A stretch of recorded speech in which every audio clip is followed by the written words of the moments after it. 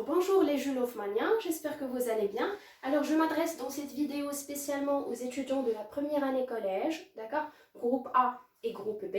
Mais avant d'entamer ou bien de développer cette présentation, s'il vous plaît, j'aimerais que vous soyez intelligents, que vous soyez responsables et surtout conscients, d'accord. Si vous souhaitez vraiment résister au coronavirus, restez le maximum possible chez vous et essayez de vraiment limiter toutes vos relations sociales, d'accord? Et nous, de notre part, que ce soit les membres de la direction du groupe scolaire Jules Hoffmann ou le corps professoral en général, nous allons mettre à votre disposition les cours et les exercices pour que vous puissiez poursuivre les études à partir de votre domicile, d'accord? Alors, la leçon d'aujourd'hui, c'est la proposition subordonnée relative 2. D'accord? On a déjà vu normalement la première partie, mais je vais me permettre quand même de faire un petit rappel. Alors, comme nous savons tous, on distingue 4 types de pronoms relatifs. Alors, le pronom relatif qui, le pronom relatif que, le pronom relatif où et le pronom relatif dans. Alors, mais la question qui se pose, c'est quand est-ce qu'on utilise chacun de ces pronoms relatifs et où est-ce qu'on le place vraiment dans la phrase. Alors, c'est ce qu'on va voir. Alors, pour le pronom relatif qui, alors comme d'habitude, je vais vous donner des exemples pour vous faciliter la compréhension. Alors, phrase numéro 1. Les étudiants écoutent le professeur. Les étudiants écoutent le professeur. Le professeur. D'accord? Phrase numéro 2. Les étudiants sont intelligents. Les étudiants sont intelligents. Alors là, qu'est-ce que je veux faire? Je veux réunir les deux phrases, d'accord? De façon à ce que je construis une troisième phrase qui comporte le pronom relatif que et la proposition subordonnée relative, d'accord? Alors, pour former cette troisième phrase, je dois normalement garder les mêmes informations que j'avais dans la première et la deuxième phrase. Autrement dit, rien ne se perd, rien ne se crée, d'accord? Tout se transforme. Donc, je dois transformer ces deux phrases pour former une troisième phrase qui doit contenir un antécédent, un pronom relatif et la proposition subordonnée relative. Alors, la première des choses, je repère dans la phrase les mots qui se répètent 2 fois. Alors, on a les étudiants et dans la deuxième phrase aussi, on a le mot les étudiants. D'accord? Alors, je me demande quelle est la fonction de ce mot dans la première phrase. Alors, dans la première phrase, là, c'est un sujet. D'accord? Les étudiants, c'est un sujet. Et dans la deuxième phrase également, c'est un sujet. D'accord? Alors, mais où est le mot que je veux remplacer par un pronom relatif? C'est celui-là, de la deuxième phrase. D'accord? Alors, quand je repère le mot qui se répète, je le place dans la première position dans la troisième phrase. Alors, les étudiants,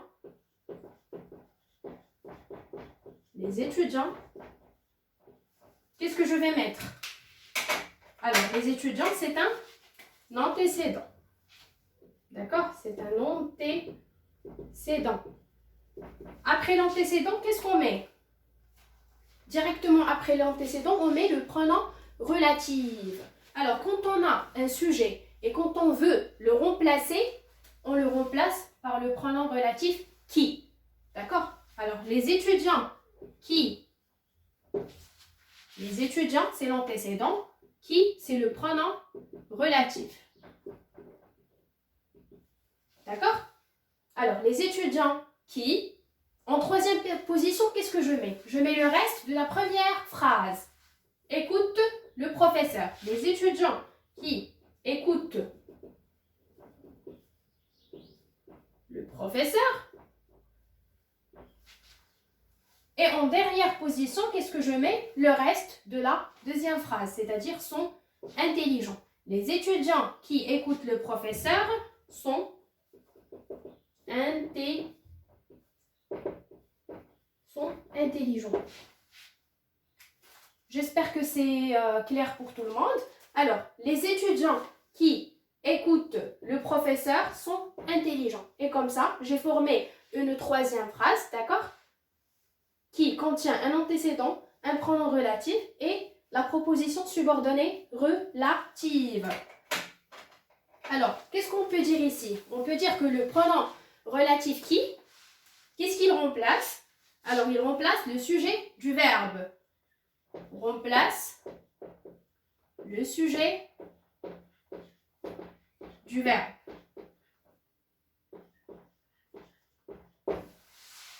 C'est bon? Alors maintenant, on va voir le pronom relatif que.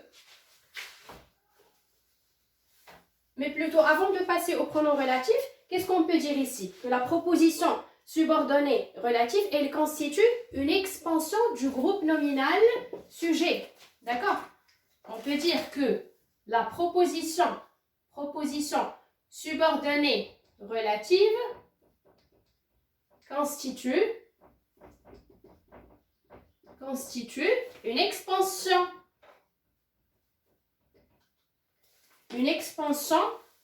du groupe nominal sujet. D'accord? Puisque le pronom relatif qui, il remplace le sujet du verbe. Alors, passons maintenant au deuxième pronom relatif qui est que. Comme d'habitude, je donnerai un exemple. Alors, comme deuxième exemple, on va garder la première phrase telle qu'elle est. Les étudiants écoutent le professeur. Les étudiants écoutent le professeur. Deuxième phrase, le professeur est extraordinaire. Le professeur est extraordinaire. D'accord? Alors, comme d'habitude, la première des choses, c'est que je vais repérer le mot qui se répète deux fois dans les deux phrases. Alors là, on a le professeur et là aussi, on a le professeur. C'est-à-dire que c'est le mot que je dois remplacer par un pronom relatif. D'accord? Alors, on place le mot qu'on cherche à remplacer tout au début de la phrase. Donc, le professeur. D'accord? Pour savoir quel pronom relatif on va mettre, qu'est-ce que je fais? Je dois voir la fonction de ce mot dans la phrase. Alors, les étudiants écoutent qui? Ils écoutent le professeur. Donc ça, c'est un complément d'objet direct. D'accord? Et quand on veut remplacer un complément d'objet direct, on met le pronom relatif que. D'accord? Donc, le professeur, c'est l'antécédent. Après, je place le pronom relatif que. D'accord? En troisième position, qu'est-ce que je mets? Je mets le reste de la première phrase. Les étudiants écoutent. Les étudiants écoutent. Qu'est-ce qu'il a? Il est extraordinaire. Donc, le professeur que les étudiants écoutent est extraordinaire. Est extraordinaire. D'accord? Et c'est comme ça que j'ai formé la troisième phrase en réunissant les deux premières phrases. D'accord? Une troisième phrase qui comporte un antécédent, un pronom relatif et une proposition subordonnée relative. Alors, que peut-on dire ici de la proposition subordonnée relative? Elle constitue, je ne sais pas si c'est lisible, donc je vais écrire avec le noir. Alors, la proposition subordonnée relative constitue une expansion d'un groupe nominal, complément d'objet. Complément d'objet. D'accord? Alors, j'espère que c'est clair pour tout le monde. Alors, passons maintenant au pronom relatif où. Alors, j'efface. Pardon, juste avant, que peut-on dire du pronom relatif que? Qu'est-ce qu'il remplace? Il remplace le complément d'objet direct. Remplace le complément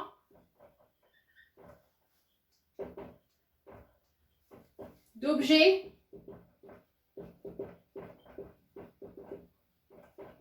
direct. D'accord? Alors, passons maintenant au pronom relatif où. Alors, je vais effacer. De toute façon, je vais vous envoyer le cours bien détaillé vers la fin de la vidéo.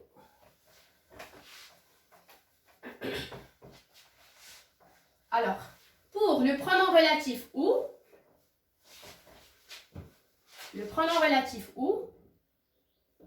avec accent, alors ce pronom, il a deux options, d'accord?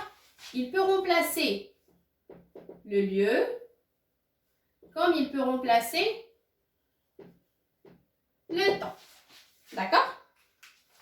On va faire un exemple, comme d'habitude. Alors, première phrase. Agadir est une ville. D'accord? Agadir est une ville. Deuxième phrase. J'aime bien aller à Agadir. D'accord? Alors, qu'est-ce que je suis censée faire? Je suis censée réunir, comme d'habitude, les deux phrases pour constituer une phrase qui contient un antécédent, un pronom relatif et une proposition subordonnée relative. Alors, comme d'habitude, je repère le mot qui se répète deux fois dans la phrase. C'est le mot Agadir. D'accord? Agadir est une ville. J'aime bien aller où? J'aime bien aller à Agadir. Donc, Agadir ici, c'est un complément circonstanciel de lieu. D'accord? C'est un complément circonstanciel de lieu. Et quand on veut remplacer un complément circonstanciel de lieu, qu'est-ce qu'on emploie? Le pronom relatif où. D'accord? Alors, Agadir, on le place tout au début de la phrase. Qu'est-ce qu'il a à Agadir? Donc, Agadir est une ville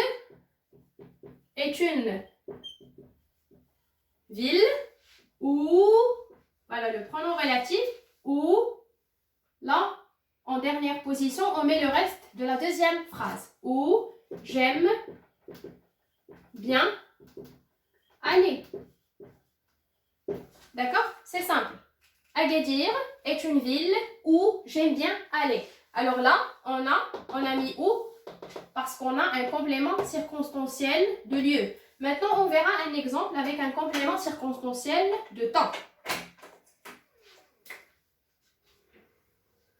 Alors, première phrase. Il neigeait ce jour-là. Il neigeait ce jour-là. D'accord? Deuxième phrase. J'ai rencontré mon ami ce jour-là. J'ai rencontré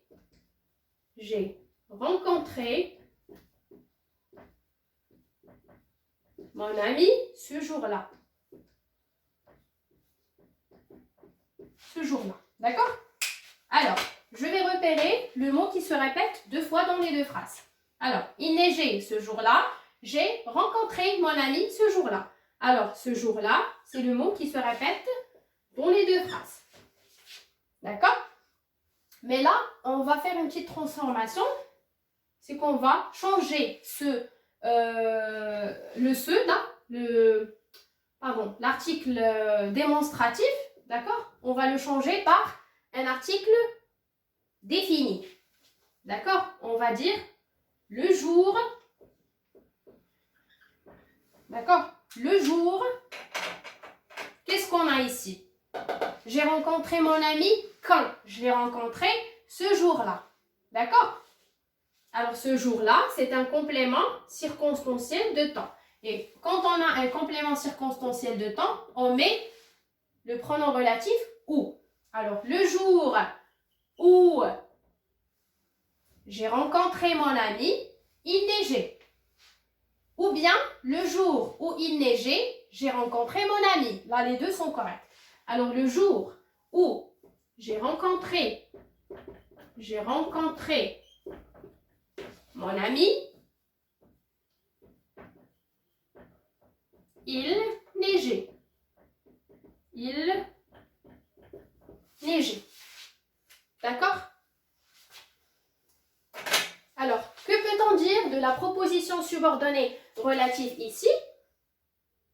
Dans cette dernière phrase, on a l'antécédent, on a le pronom relatif et on a la proposition subordonnée relative. Donc ici, elle constitue, d'accord, une expansion d'un groupe nominal circonstanciel. D'accord? De lieu et de temps. Alors, j'efface.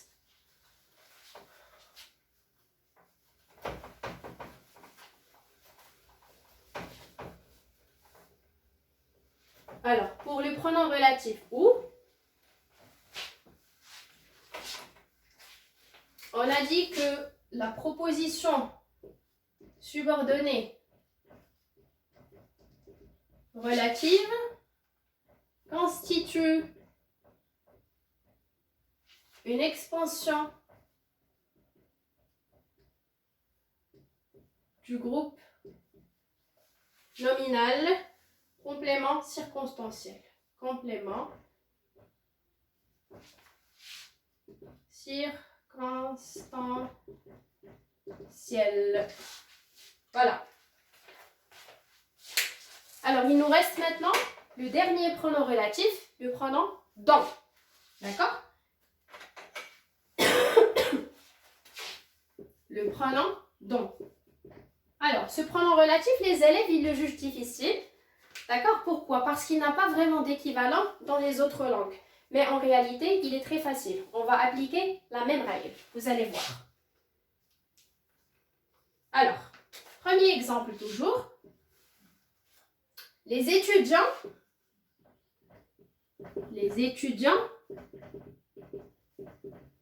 parlent de football. D'accord? Les étudiants parlent de football. Deuxième phrase. Le football est un sport populaire. Est un sport populaire. D'accord? Alors, comme d'habitude, je repère le mot qui se répète dans les deux phrases. C'est le mot football. D'accord?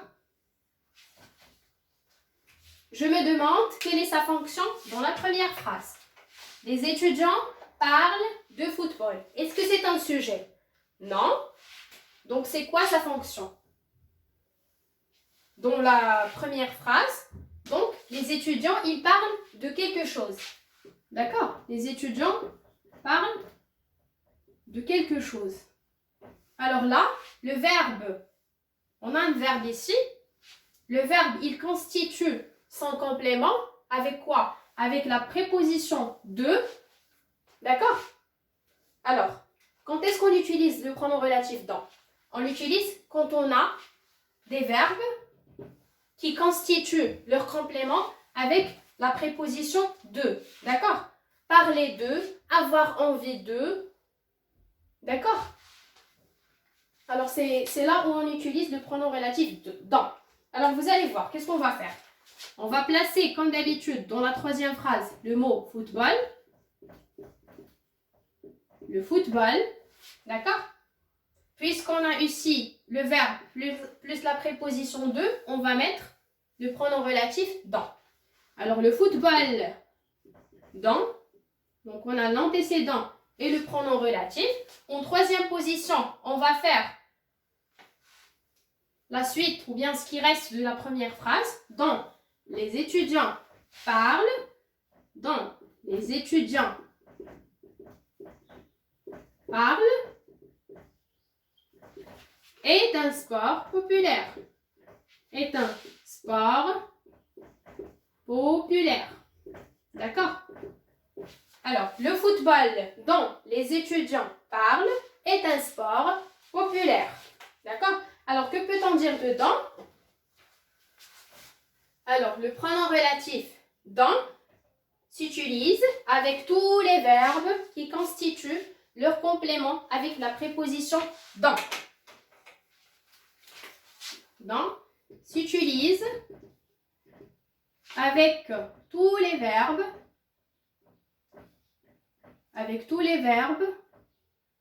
qui constituent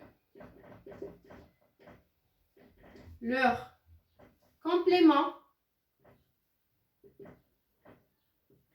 avec la préposition de. Préposition de. D'accord? Être fou de quelque chose, être heureux de quelque chose, être fier de quelque chose ou bien de quelqu'un. D'accord? Parler de quelqu'un, parler de quelque chose. D'accord? Alors, tous les verbes qui constituent leur complément avec la préposition de, pour les remplacer, on met le pronom relatif dans. D'accord? Voilà. Et en même temps, on peut remplacer le pronom relatif. On peut remplacer le nom par ce pronom relatif quand on veut parler de la façon ou bien de la manière de faire quelque chose. Par exemple, quand je dis « J'adore la façon dont le professeur explique la leçon » ou bien « J'aime bien la manière dont les élèves participent en classe ». D'accord? Quand on veut parler de la manière ou bien de la façon de faire quelque chose. C'est bon? Alors, pour le pronom relatif dans, que peut-on dire de la proposition subordonnée relative? Alors, elle constitue une expansion du nom, une expansion, d'un groupe nominal complément d'objet. Complément d'objet. D'accord? Puisqu'on a parlé ici de complément. C'est bon? Alors, j'espère que c'est bien clair pour tout le monde. Alors, une dernière chose. N'écrivez rien. Je vais vous envoyer la leçon complète avec des exemples et des explications. Alors, une dernière chose. Alors, la proposition subordonnée relative, elle a le rôle des adjectifs et des compléments de nom. C'est-à-dire, elle est là pour l'expansion du nom, c'est-à-dire pour enrichir la phrase. D'accord? On l'emploie pour enrichir la phrase. Et en même temps, elle a la valeur d'un adjectif qualificatif et elle occupe la fonction d'épithète. Vous allez me dire comment? Alors, je vais vous donner un exemple. On peut dire l'oiseau qui chante, l'oiseau qui chante, l'oiseau qui chante. D'accord? Alors là, si je veux éliminer ce pronom relatif qui, qu'est-ce que je vais dire? Qu'est-ce que je peux dire? Je peux dire l'oiseau chanteur. L'oiseau chanteur. D'accord? Au lieu de dire l'oiseau qui chante, je peux dire l'oiseau chanteur. Deuxième exemple. Par exemple, je dis l'élève qui travaille, l'élève qui travaille est récompensé. Récompensé. D'accord? Alors là, si je veux aussi éliminer ce pronom relatif, qu'est-ce que je peux dire? Je peux dire tout simplement l'élève travailleur est récompensé. L'élève travailleur est récompensé. D'accord? Alors là, on a l'antécédent, bien sûr. On a l'antécédent. Et là, on a l'adjectif épithète. Épithète. Si vous vous rappelez pourquoi on l'appelle un adjectif épithète, parce qu'il est directement lié au nom, sans verbe. D'accord? Alors voilà, je pense qu'on est arrivé à la fin de cette vidéo et j'espère que j'étais bien claire pour vous. De toute façon, je vais joindre à ma vidéo en fait la règle que vous devez écrire dans la partie langue et grammaire dans vos cahiers de cours. Comme d'habitude, je retiens, d'accord? Et après, il y a une série d'exercices que vous devez travailler et qu'on va corriger demain matin, d'accord? Voilà. Alors, bon courage et à bientôt.